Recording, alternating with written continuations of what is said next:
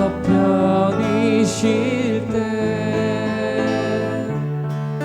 내 고생하는 모든 일들을 주께서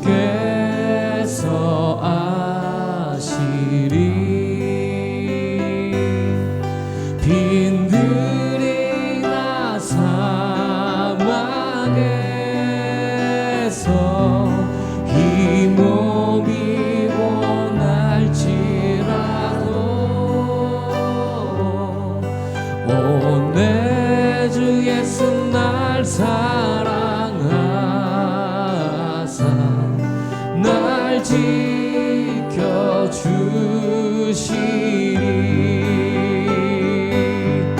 저 만만한 바다 위에 이 몸이 상할지라도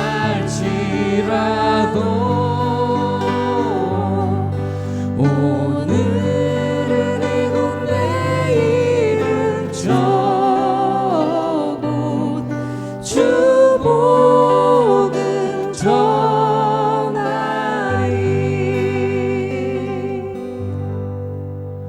오늘은 이곳 내일은 저곳 주 복음 전하리.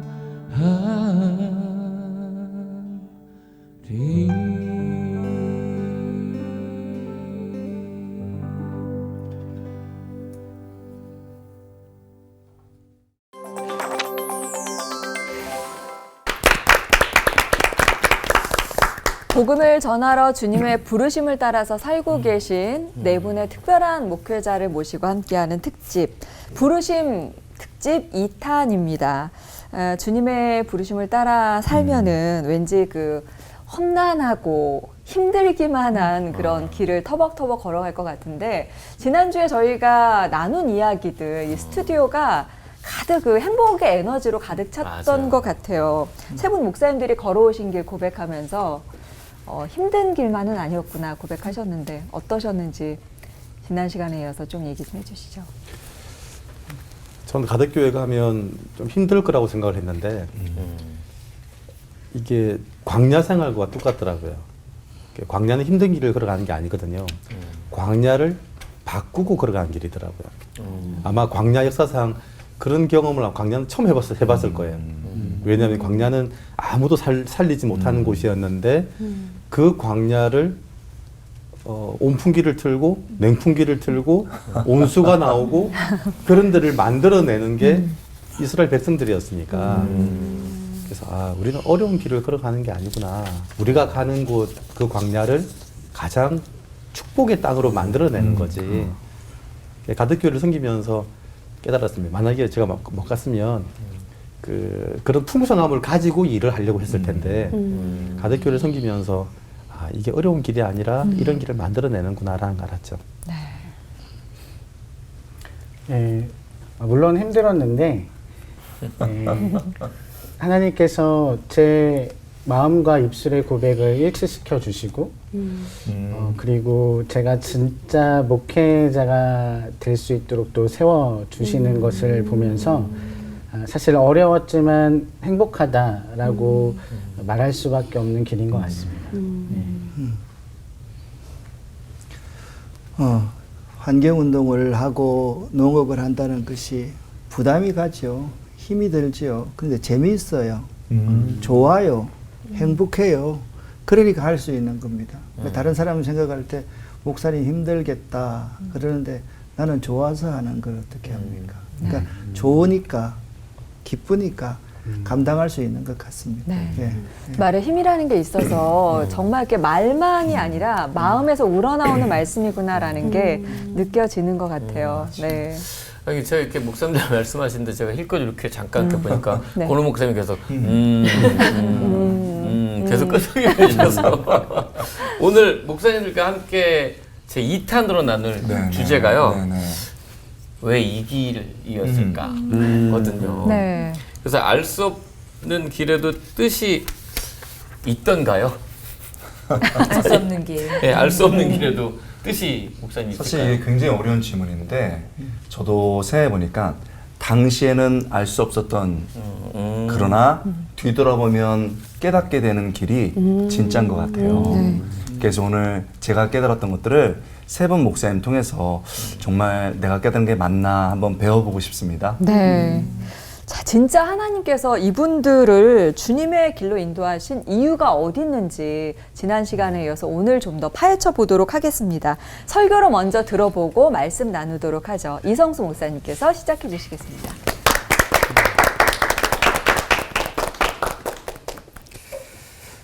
저는 모태신앙이었습니다. 모태신앙의 단점은 길을 모른다는 거죠. 왜냐하면 부모님의 뒤를 따라갔을 뿐이지 본인이 길을 알고 간 건 아니기 때문에. 그래서 모태신앙으로 살다가 고3쯤 되었을 때 결심을 했습니다. 이건 내 믿음이 아니구나. 우리 어머니의 믿음이지. 그래서 교회를 안 나가기로 작정을 하고 그래서 저는 학교를 나가기 시작했습니다. 근데 이 모태신앙의 단점이 뭐냐면 친구들이 다 교회 다니는 친구들이에요. 문제는 그래서 이제 여름 방학이 돼서 친구들 집에 전화를 했더니 아무도 집에 없더라고요. 다 그렇죠. 자체 수련회라고 이제 교회에서 수련회를 하고 있는데 그래서 전 이제 친구들을 만나려고 잠깐 갔죠. 그 수련회를 참석한 게 아니라 친구들을 보려고 잠깐 갔었어요. 가니까 저녁 식사를 하기 전에 이렇게 반별로 방에 모여서 이렇게 기도회 식사하기 전 기도회를 하고 식사로 가는 시간이었는데 선생님이 식사 기도하자 했는데 제가 제일 못하는 게 기도였거든요. 왜냐하면 할 말이 없더라고요. 하나님 저 왔습니다. 끝이었어요. 그랬는데 식사 기도하자고 눈을 감았는데 놀라운 일이 생겼어요. 그때 제가 하나님을 만났거든요. 식사 기도에 하나님 만난 게 제가 눈을 감았는데 이 온 구멍에서 난리가 난 거예요. 그래서 정신 차리고 보니까 새벽 2시에 그 방에 저 혼자 있더라고요. 아마 제가 난리가 났으니까 친구들이 저를 두고 이제 갔는데 그 이후에 제가 바뀐 게 있었는데 제가 제일 재미없는 책이 성경책이었거든요. 우리 목사님들 똑같은 얘기 하시고 똑같은 일 반복하시고 설교 시간에 찬송 펴보고 있고 찬송 부르는 시간에 뭐 헌금 동전 굴리고 있고 늘 그랬는데 그 이후에 하나가 바뀌었는데 성경책이 너무 재밌는 거예요.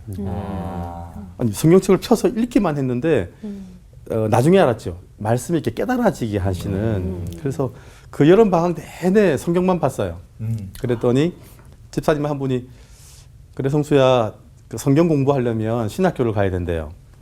그래서 제가 담임 목사님을 찾아갔죠. 그래서 제가 이제 원서를 하나 가지고 목사님 제가 그 고신대를 가겠습니다. 그랬더니 제가 이과였거든요. 제 원래 꿈이 뭐냐면 그 수학 선생님이 되고 싶은 게 제 꿈이었어요. 그래서 그 담임 목사님이 그래 성수 그래 의대 가려고 그러더라고요. 아니요 신학과를 간다 그랬더니 말씀을 못 하시더라고요. 저희 어머니가 군사님이시니까 그래서 추천서를 써주시긴 했는데 그때 지금 생각하니까 목사님이 좀 어이가 없었었나 봐요. 교회도 안 나오던 놈이 갑자기 신학과를 간다 그러니까 원서를 들고 학교를 가서 선생님한테 보여드렸더니 첫 마디가 그러시더라고요. 교회 다녔냐고 물어보시는 거예요. 고3 내내 교회를 간 걸 본 적이 없는데 전 그 신학과를 목사가 되는지를 모르고 갔어요. 왜냐하면 아무도 저한테 목사가 되는 길이라고 알려주는 사람이 아무도 없었어요. 저희 부모님도 얘기를 안 하시더라고요. 그랬는데 2학년 진급을 하니까 저희 어머니가 저를 부르시더라고요. 그리고 제 출생의 비밀을 얘기하시는 거예요. 그래서 저를 임신했을 때 저희 어머니가 폐결핵 말기셨대요. 그래서 이제 병원에서도 안 된다. 이제 산모와 아이가 같이 죽을 거다. 저희 아버지가 해줄 수 있는 게 없으니까 그때 저희 어머니 소원이 그거였대요. 여보 나 교회 가고 싶어. 저희 아버님이 핍박이 되게 심하셨거든요. 마지막 부인 소원이 교회 가고 싶다 그러니까 교회를 가기 허락을 하신 거예요. 그때 저희 모교회가 그 마룻바닥 교회였는데 한겨울에 부흥회를 할 때였는데 저희 어머니가 기도를 하고 있는데 앉아있는 그 자리가 뜨겁더래요. 그 마룻바닥 교회가 뜨거울 리가 없죠. 어머니는 이게 왜 뜨겁지? 그러고는 이제 옮겨 다니셨대요. 근데 3일을 그러고 난 다음에 병원을 갔는데 그 폐결핵 말기가 나으신 거죠. 그때 저희 어머니가 죽을 뻔한 아이를 살려주셨으니까 하나님께 바치겠다고 서원을 하신 거예요. 근데 그 얘기를 미리 하면 부담될까봐 이제 언제 얘기를 하려고 했냐면 얘가 고3이 되면 얘기를 해야지 그랬는데 고3이 되니까 교회를 안 나가기 시작하더래요. 그래서 말씀을 못했는데 얘가 신학교를 가겠다 하더래요. 아, 신기하다. 이건 분명히 이건 뭐 잘못된 거다. 얘가 그럴 리가 없다. 그랬는데 학교를 그만두지 않고 2학년 진급을 하니까 그 얘기를 하시는데 소름 끼치더라고요. 하나님이 저를 부르신 거죠. 사실은 저희 교회 모교회 제 동기가 40명이거든요. 40명 중에 유일하게 목사가 안 돼야 될 사람이 저였거든요. 그래서 저희 모교에서도 저교 모교회 출신 사역자들을 불러서 설교했는데 저는 모교에서 설교할 때 설교 내용과 상관없이 은혜를 받아요. 왜냐하면 제가 목사가 됐다는 사실 하나만으로 우리 교인들은 그게 놀라운 은혜고 기적이었거든요. 근데 그때 제가 말씀의 맛을 봤어요. 사명을 받고 사명의 부르심으로 가는 사람도 있는데 하나님 저를 어떻게 부르셨냐면 말씀의 맛을 보여주시더라고요. 그래서 말씀의 맛 때문에 제가 신학을 하게 되고 제가 가득교회 사역을 하면서 그 말씀의 맛을 본 거죠. 그게 마태복음 1장 1절 말씀이 그 말씀이라는 맛을 보기 시작했으니까 제가 가지고 싶은 비전을 이루는 게 아니라 그 말씀을 이루는 걸 보고 싶더라고요. 그래서 가택교 사역을 하면서 제일 먼저 발견했던 게 그때 하나님 만났을 때 주셨던 그 말씀이 그 마태복음 1장 1절이었어요. 그게 기억나게 하시더라고요. 그래서 말씀의 맛을 보게 되고 그 사역을 통해서 하나님이 이루겠다는 걸 깨닫고 따라가게 된 게 제가 이 가택교회 사역의 시작이 된 거죠. 그래서 전 기대합니다. 제 꿈이 아니라 하나님이 저를 붙드시고 이끄시고 말씀을 보여주시고 그 말씀을 따라가게 하신 그 말씀의 사역 때문에 가택교회를 섬기면서 가졌던 마음은 불안감보다는 기대감이었어요. 아멘. 그래서 지금도 사실은 그 기대감이 있습니다. 왜냐하면 생각한 것보다 훨씬 교회가 크고 아름답다는 걸 알기 시작했으니까 돌아서면 하나님의 교회에 대한 기대감이 더 크게 되더라고요. 그래서 그 기대감으로 목회를 하고 있습니다. 아멘. 자, 기도하겠습니다. 주여. 하나님 아버지 감사합니다. 저를 부르셨을 때 주셨던 그 말씀의 아름다움, 가득교회를 사역하며 주셨던 그 말씀의 아름다움을 가지고 목회를 하게 하시니 감사합니다. 하나님, 내가 가지고 있는 꿈은 아니지만 하나님의 꿈을 가지고 가며 불안함보다 기대감을 가지고 목회하게 하시니 감사합니다. 아멘. 예수님의 이름으로 기도드립니다. 아멘. 할렐루야. 부임 이후에 하나님께 끊임없이 질문했던 한 가지 질문이 있었습니다. 그건 무엇이었냐면, 하나님, 제가 나주중부교회에 오게 되었는데 왜 이 교회는 사라지지 않고 계속 가야 하나요? 사명은 무엇입니까? 라고 사실 첫날부터 질문했던 것 같습니다. 하나님이 대답해 주지 않으시더라고요. 한 2년이라고 하는 시간 동안 하나님만을 철저하게 신뢰하는 그러한 존재로 훈련시키신 후에 저에게 감동을 주셨는데, 어떠한 감동을 주셨냐면 정말 너희는 나의 손길이 담겨있는 교회이지 않니? 그것 외에 뭐가 더 필요하겠니? 라고 하는 감동이었습니다. 그때 이제 모든 것이 좀 풀렸습니다. 나는 하나님의 손길을 경험한, 그리고 우리 교회는 하나님의 손길을 경험한 교회이지 라는 생각을 이제 하게 되었습니다.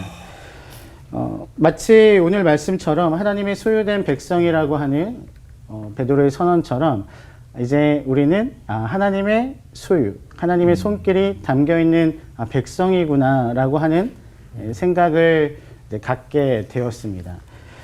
나주중부교회는 사실 여기에 나올 만큼 뭐 특별한 사역의 방향성을 가지고 있지는 않습니다. 작은 교회이죠. 그런데 저희는 모든 교회가 갖고 있는 방향을 올바르게 하나님께서 세워가시는 것을 경험하고 있습니다. 그 첫 번째 사명은요, 저희가 예배 공동체가 되는 것이었습니다. 그래서 저희가 예배 공동체로 되는 데 있어서 하나님께서는 가장 먼저 저희의 예배에 은혜를 풍성히 주셨는데 그 첫 번째가 찬양이었습니다. 그래서 저희 시작엔 반주자도 없었는데 반주자도 보내주시고, 그리고 제가 찬양을 하는데 은혜를 끼치지를 못하는 거예요. 그래서 또 하나님께서 찬양 인도자도 보내주셨습니다. 그렇게 예배가 은혜롭게 변하기 시작할 때 하나님께서 이제 저를 만져 주셨어요. 그래서 저를 통하여서 이제 설교자로서 교인들한테 말씀을 잘 먹일 수 있는 계기를 허락해 주셨습니다. 그것이 바로 건호 목사님과의 만남이었습니다. 사실은 교단이 달라서 만나기 어려운 분이지 않겠습니까? 어떻게 교단이 다른 설교학 교수님을 만날 수 있겠습니까? 그것도 수도권이 아니라 전남에서 만났다라고 하는 것은 하나님의 앞서가심이 있었습니다. 그리고 놀랍게 그 만남의 계기를 통하여서 말씀이 교인들에게 들어가는 계기가 되었어요. 그래서 말씀의 은혜가 되어지고 그 말씀을 통하여서 실제로 교인들이 위로받고 또 도전받는 그런 시간들을 갖게 되었습니다. 그러니까 정말 하나님의 인도하심이 놀라운 건 무엇이냐면 이렇게 말씀이 회복이 되니까 영혼이 바뀌는 게 눈에 보였습니다. 그래서 그렇게 예배 공동체로 하나님께서 저희들을 만져가셨고 그렇게 예배 공동체로 어느 정도 세워지니까 이제 두 번째 사명을 눈뜨게 해주셨습니다. 그래서 이제 교제하고 선교의 사명을 주시면서 사랑의 공동체가 되라 말씀해 주셨습니다. 그래서 저희가 이제 하나님과의 만남을 넘어서 서로 교제 나누고 그리고 돌보는 공동체가 되기 시작했습니다. 사실 한 4년이라고 하는 시간 동안 예배 말고는 교회에 그 어떤 것도 존재하지 않았었습니다. 근데 이제는 신도회도 생기고 소그룹 셀 모임도 하면서 서로 하나님과의 만남뿐만이 아니라 이제 같은 믿음 안에서 교제를 나누고 돌보는 이런 교회가 되어가고 있습니다. 그런 상황 속에서 이제 내부의 돌봄과 사랑뿐만 아니라 우리가 또 시선을 외부로 하나님께서 돌리게 하시더라고요. 이게 하나님의 아름다운 덕을 선포하는 것이다라고 하는 것을 믿었기 때문에 실천했고 그러한 과정 속에서 이제 이웃들에게 참 따뜻하다, 당신들 응원한다라고 하는 그런 이야기를 듣게 되었습니다. 저희는 어떤 비약적인 부흥을 만들어내거나 또는 특별한 사역을 가지고 있지는 않지만 저희가 특별하게 갖고 있는 건 무엇이냐면 우리가 하나님의 사랑을 받고 있구나라고 하는 그런 신앙의 고백을 가지고 있다라고 하는 것입니다. 마치 우리가 어린 왕자의 소설에서 보듯이 그 어린 왕자가 그 장미꽃 한 송이를 그 수많은 5천 송이의 장미꽃보다 더 소중하게 여기고 자기가 정말 물 주고 사랑해서 정말 아꼈던 그것을 자랑스러워했던 것처럼 하나님이 우리를 정말로 사랑해 주시고 계시구나, 우리를 자랑스러워 하시구나 라고 하는 것을 깨달았던 것 같습니다. 여기까지 오면서 우리를 정말 하나님께서 훈련시켜 주셨고 또 은혜 주시면서 이 코로나 기간에도 우리가 정말 외적인 부분에서 성장하게 해주시고 또 내적인 부분에서는 정말 단단하게 만들어 주셨습니다. 그러면서 지금도 하나님께서는 저희들에게 이렇게 말씀하고 계신데요. 어떻게 말씀하고 계시냐면 나의 손길을 맛보고 그 사랑을 이웃에게 나눠라 라고 말씀해 주고 계십니다. 저희는 여전히 그 손길을 맛보고 있기 때문에 그 사랑을 전하면서 또 우리의 부르심이 특별하다라고 하는 그런 특별함을 가지고 여전히 우리의 그 평범한 일상 속에서 믿음을 전하는 그러한 공동체가 되어가고 있습니다. 정말 이것 말고 더 큰 은혜가 없기 때문에 저뿐만 아니라 저희 공동체는 이렇게 고백합니다. 하나님 감사합니다. 아멘. 하나님 행복합니다. 아멘. 기도하겠습니다. 하나님 저희들을 불러주셔서 감사합니다. 언제나 하나님의 손길을 경험하며 살아가는 그리스도인이 되게 하옵소서. 아멘. 하나님의 부르심보다 더 큰 은혜는 없다는 것을 소중히 여기며 살아가게 하옵소서. 예수님의 이름으로 기도드립니다. 아멘.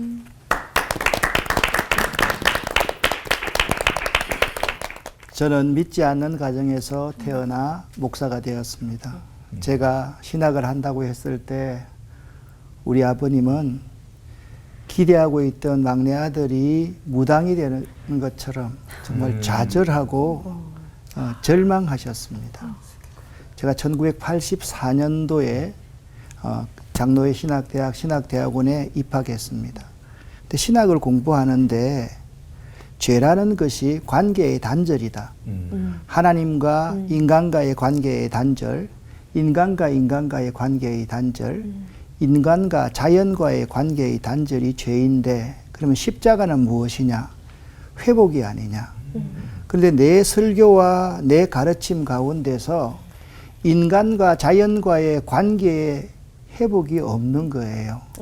그러면 내 설교는 반쪽 복음이 아닌가? 그때부터 저는 고민하기 시작했습니다. 저의 고민은 아주 오랫동안 시작되었습니다.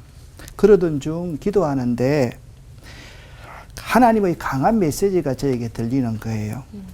하나님이 미생물도 창조하셨다.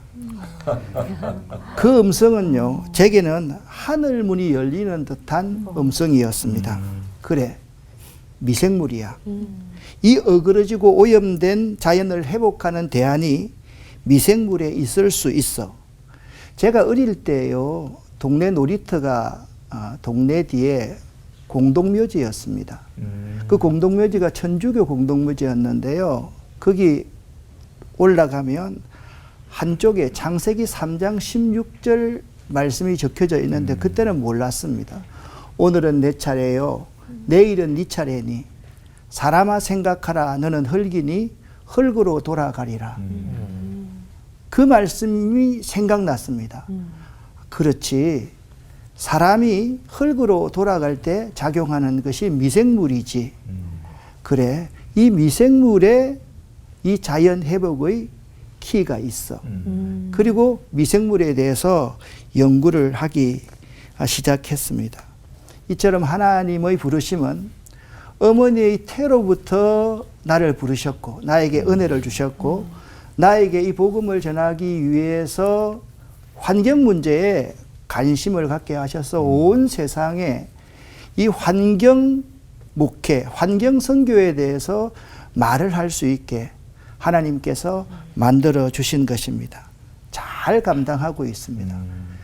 성경 갈라디아서 1장 15절부터 17절까지의 말씀을 보면 사도 바울이 부활하신 예수님을 인격적으로 만나고 난 이후에 제일 먼저 다메섹에서 아라비아로 가서 3년 동안을 머뭅니다. 그리고 다시 은혜 받은 장소인 다메섹에 돌아와서 자신을 재점검하고 3년 만에 예루살렘에 올라가서 사도들을 만납니다. 그리고 사도들의 비전을 자기 자신의 비전으로 삼고 아마도 추정해 볼 때는 사도들에게 지나간 자신의 잘못을 용서도 받았을 것입니다. 그리고 바울은 수리아와 길리기아 지방에 다니면서 사명적 복음 전파에 사명을 감당하게 되었던 것입니다. 부르심을 받고 주님께서 주신 사명을 감당하는 사람은 먼저 아라비아로 가야만 합니다. 그곳에서 하나님과 독대하여 자신을 돌아보아야 하고 하나님께서 원하시는 것이 무엇인지 분명히 깨달아 알고 그리고 시작해야만 합니다. 이것이 먼저입니다. 그리고 부르심의 자리인 다메섹으로 돌아와서 자신의 사명을 감당할 수 있어야만 합니다. 제 인생도 마찬가지였습니다. 제가 교회를 우리 가정이 개척한 지 올해가 만 25년이 되었습니다. 그간 얼마나 어려움도 많았겠습니까? 그 어려움 가운데서 제가 공황장애가 와서 한 3년 동안 참 힘들었던 그러한 경험을 한 적이 있습니다. 그런데 그 순간이 나에게는 바로 아라비아 사막이었던 것입니다. 그 기간 동안 나는 하나님 앞에서 내 스스로를 돌아보게 되었고 내가 지금까지 살아온 길을 다시 한번 재점검해 보았고 그리고 환경에 대한 그 3년의 기간 동안 깊은 연구를 하게 만드셨습니다. 그때 제가 EM 원액을 우리나라에서 만드는 사람이 되었던 것입니다. 사랑하는 여러분, 하나님이 저를 부르신 이유가 저는 나눔을 위해서라고 생각을 합니다. 사랑의 나눔이 있는 그곳에 바로 우리 주님께서 계시기 때문입니다. 하나님의 나눔, 이 나눔을 여러분과 제가 함께 실천할 수 있었으면 참 좋겠습니다. 기도하겠습니다. 하나님 아버지여, 은혜로 우리들을 불러주시니 감사합니다. 하나님이 은혜로 우리들에게 주신 이 많은 달란트를 주님과 복음과 이웃과 교회를 위하여 나눌 수 있게 우리들에게 믿음을 주시옵소서. 아멘. 예수님 이름으로 기도드립니다. 아멘.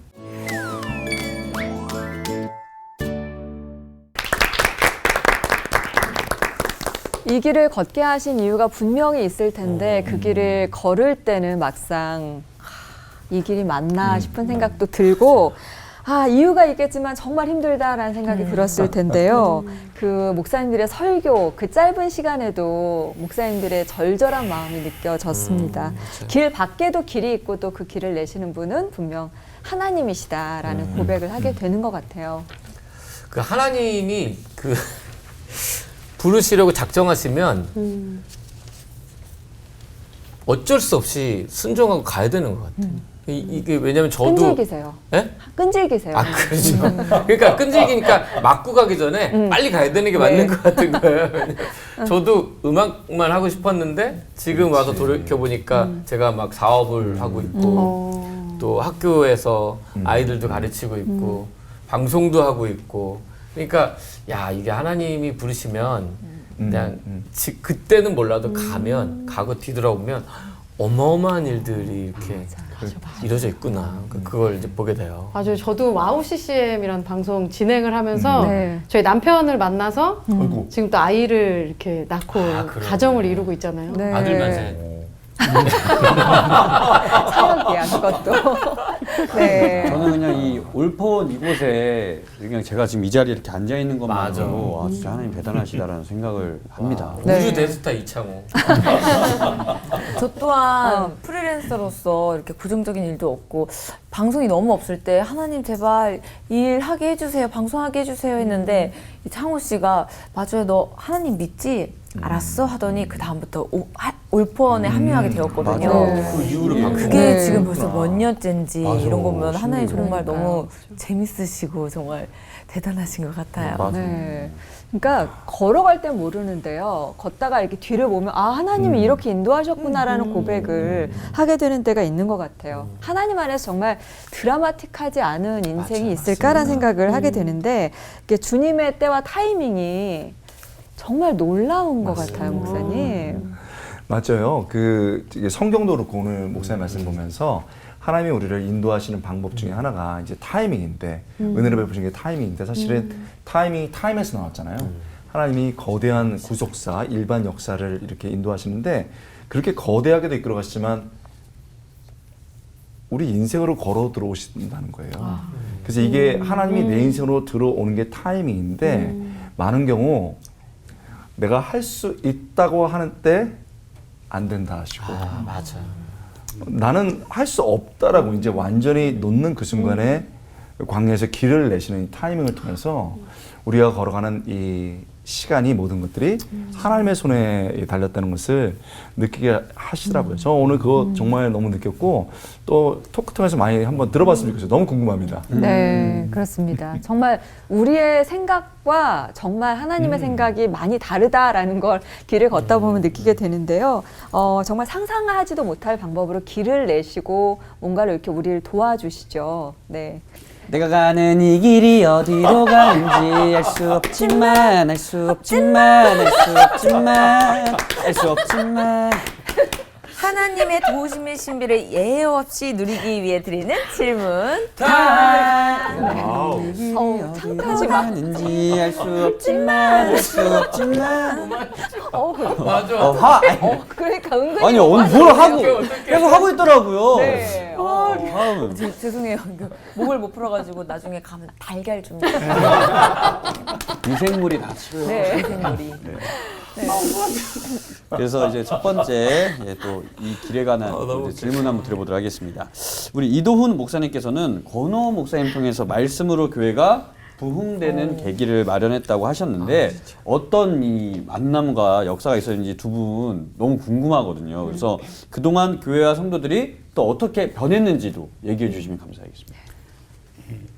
저희 이제 교단 박사원 과정이 있는데 저희가 이제 전라도 지역에 이제 40대 젊은 목회자 이제 10명이 모여서 이제 그 박사원을 시작하게 됐어요. 근데 거기서 이제 40대 젊은 목사들이다 보니까 설교가 가장 큰 화두였습니다. 그래서 설교를 좀 도움을 받을 수 있는 이제 교수님이 오셨으면 좋겠다라고 요청을 드렸고 권호 목사님이 오시게 되셨어요.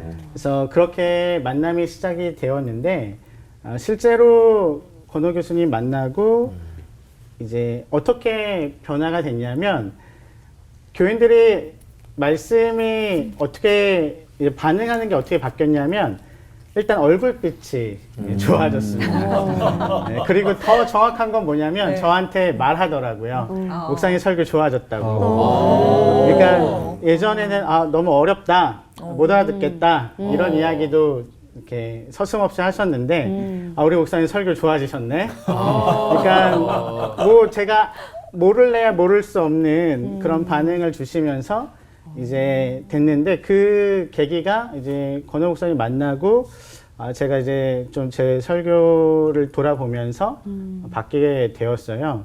그러다 보니까 이제 기존에 있던 사람들은 이제 말씀이 들리기 시작했고 또 찾아오는 사람들에게는 또 이제 말씀이 좋다라고 여겨지게 되어서 그렇게 좀 좋은 길이 열리게 되었습니다.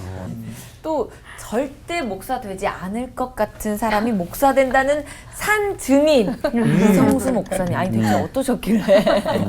근데 목사님 그 설교의 은혜가 목사님께 있는 것 같은데요. 성도들이 어떻게 말씀에 은혜 받는지도 굉장히 궁금하고요. 또 이 길이 목사님을 위해 하나님께서 예비하신 길이 맞구나라는 걸 느낄 때 언제 가장 그렇게 느끼시는지 궁금합니다. 시골 교회나 목회자가 한 명 있는 교회의 문제점이 뭐냐면 설교를 많이 해야 된다는 거거든요. 맞습니다. 제가 계산을 해보니까 일주일에 10번 해야 되더라고요. 그래서 이렇게 한 목회를 하면 죽겠다. 그래서 어떻게 하면 좋지? 그때 그 가르치던 교수님 하신 말씀이 그때 기억이 났어요. 그때 하신 말씀이 뭐였냐면 그 설교하려고 성경 말씀을 보지 말아라. 근데 부교육자일 때는 안 됐거든요. 네. 부교육자일 때는 바쁘니까 그 설교한 때문에 설교 준비를 하게 됐지. 그랬는데 그러면 그렇게 해야겠다. 이걸 그렇게 설교해서는 계속 이게 힘들잖아요. 네. 이번 설교, 다음 설교 계속 이렇게 하다 보면 팍팍 긁어야 되는 설교를 해야 되니까 어떻게 하면 인풋이 많고 아웃풋이 적게 할 수 있을까 생각했는데 그게 새벽 기도회더라고요. 그렇죠. 그러니까 새벽 기도회를 해야 되는 숙제가 아니라 말씀을 준비하는 시간을 정하자.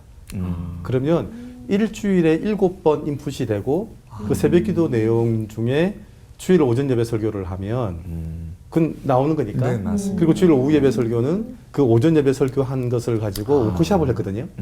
그리고 수요일은 시편 잠언 전도서를 돌아가면서 했으니까 실제 10번 했지만 설교 준비는 새벽 기도에만 한 거죠. 그래서 새벽 기도에만 쭉 하고 그리고 새벽 기도 내용 중에 하루 이틀 걸 이제 주일 오전 예배 때 한 거죠. 지혜로우시다. 그러니까 매일 새벽마다 말씀을 그냥 준비하고 있는 거죠. 어느 날 말씀을 줄여오고 준비한 게 아니라 매일 말씀을 준비하고 있으면 그게 내 생각이나 내 의지가 좀 이렇게 없어질 수 있더라고요. 좋다. 네, 그래서 그렇게 말씀을 전하고 있습니다. 할렐루야. 저는 이 미생물 제가 또 이제 배양하는 과를 나와서 그런 거. 제 곰곰이 이제 질문을 준비하면서 미생물이라는 게 좀 하나님의 역사랑 비슷한 게 눈에 보이지 않거든요. 근데 뭔가가 오밀조밀하게 일어나서 딱 어떤 기적이 같은 게 일어나거든요. 눈에 보이지 않지만 존재하는. 그러니까. 그래서 목사님께 이 흙과 미생물도 이게 정말 쉽지가 않은데 어떻게 아라비아를 주신다고 하신 전규택 목사님. 아라비아를 통해서 목사님에게 하나님은 무엇을 준비시키셨는지, 그리고 목회와 환경운동과 농사와 연구와 닭과 뭐 있었지? 아까 청국장, 된장, 뭐 수령, 고추장 너무 많은 일들이 정말 많은데 버겁진 않으신지 어떻게 이걸 다 해내실 수 있는지 궁금합니다.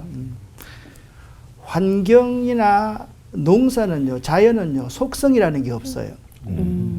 뚜벅뚜벅 기다려야 되고 시편 37편 3절 말씀대로 하나님의 성실하심으로 식물을 삶지 않으면 이건 안 되는 거예요. 그러니까 이 사역의 전부 다는 기다림이고 인내하고 뚜벅뚜벅 꾸준하게 성실하게 해나가지 않으면 안 된다. 그러니까 제가 몇 가지 별명이 있습니다. 앞으로 제가 은퇴하면 있잖아요.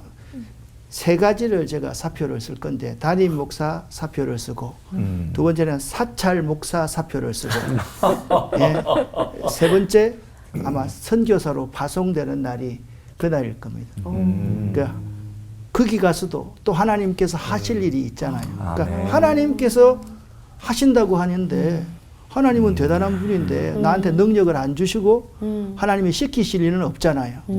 하나님 부르시면 순종해야지 하나님이 쓰시니까 제가 꾸준히 성실하게 뚜벅뚜벅 나아가는 길이 참 중요하다.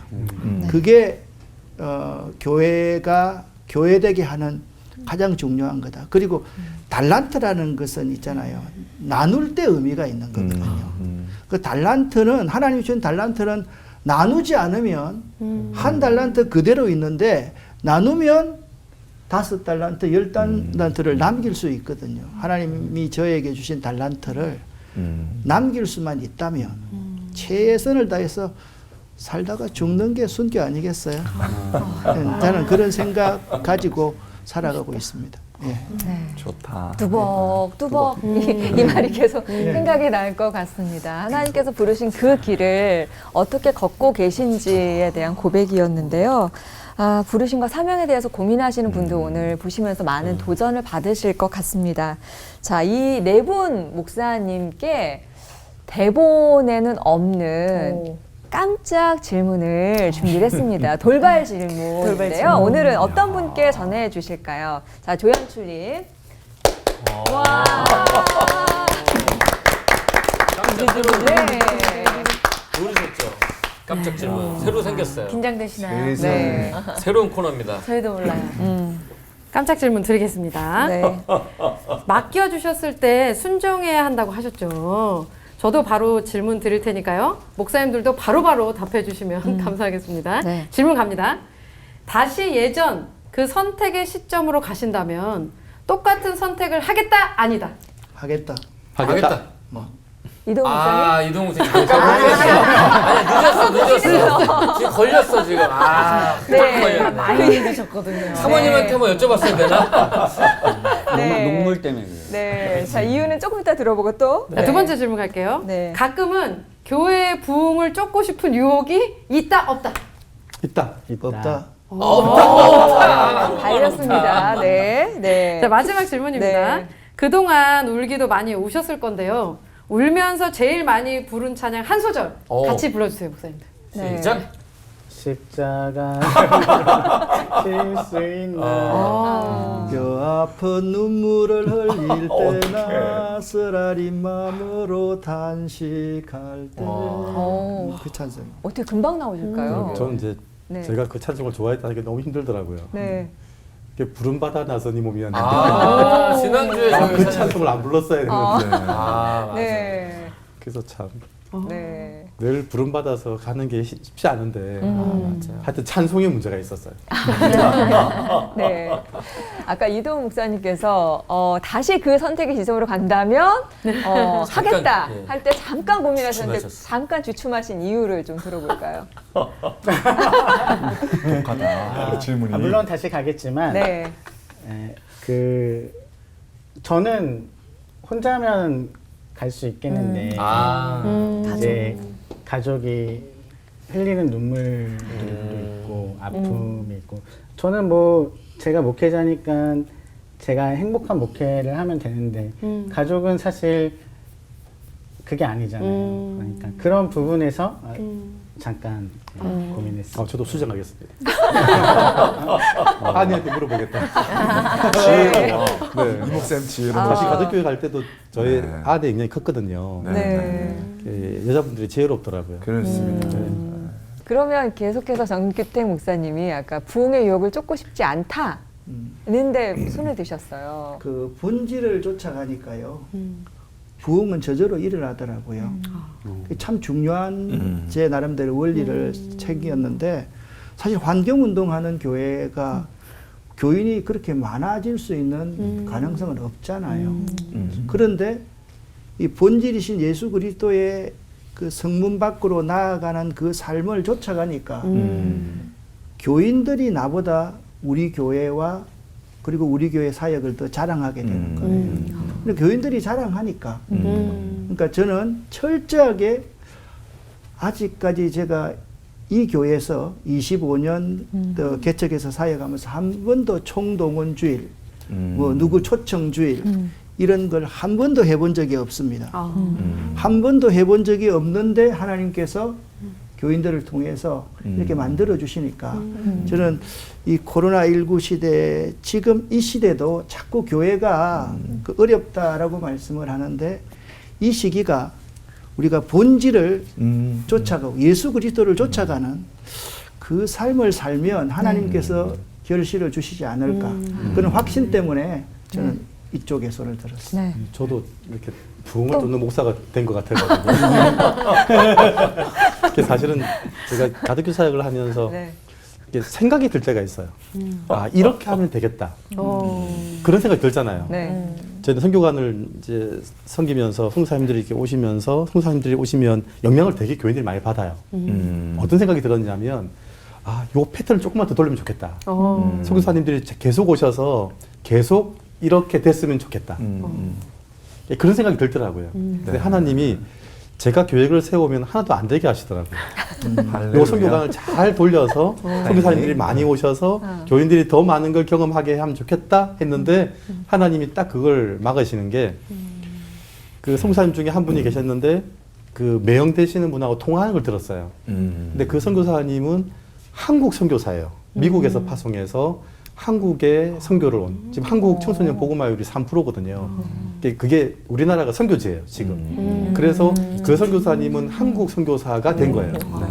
그런데 부산에 오셔서 살 집을 구하고 있더라고요. 근데 딱 드는 생각이 이 선교관을 그분한테 드리고 싶은 거예요. 근데 드리면 안 되잖아요.